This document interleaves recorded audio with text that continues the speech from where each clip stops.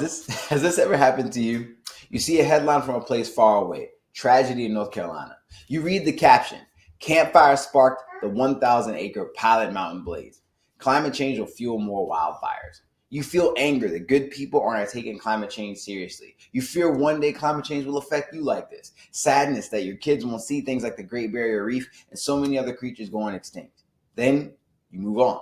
Scroll by without the suffering of those people in Surrey and Stokes counties in North Carolina ever being considered. The firefighters, the families, activists, scientists, journalists, all impacted, don't in your mind at all. How can we help human suffering not be a product to be consumed, a distraction, or entertainment?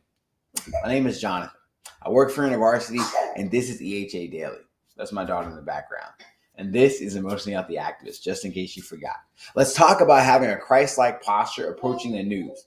Philippians 2:1-4 says, "Therefore, if any of you have any encouragement from being united with Christ, if any comfort from his love, if any common sharing in the Spirit, if any tenderness and compassion, then make my joy complete by being like-minded, having the same love, being one in spirit and of one mind.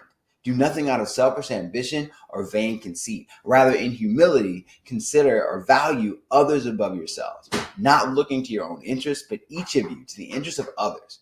So how do we pursue a Christ-like posture so that we aren't full of selfish ambition and vain conceit? How do we center the needs of others above ourselves? We believe this is a process. Pity, sympathy, empathy, compassion, incarnation.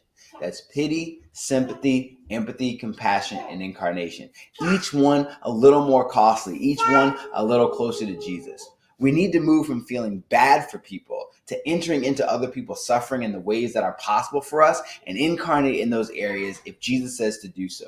This is useful because often when we hear people's problems, we interpret them as quickly as possible and we move on to our thoughts and feelings when in reality, we don't comprehend the depth of the brokenness that we've been exposed to. Thus, we end up missing opportunities to reflect on God's ministry of prayer and presence to those in need, whenever and wherever we can. None of us can incarnate everywhere, but all of us are called to be a living testimony somewhere. Thank you for hanging out with us today. We'll see you tomorrow at EHA Daily. That's Emotionally Healthy Activist, just in case you forgot.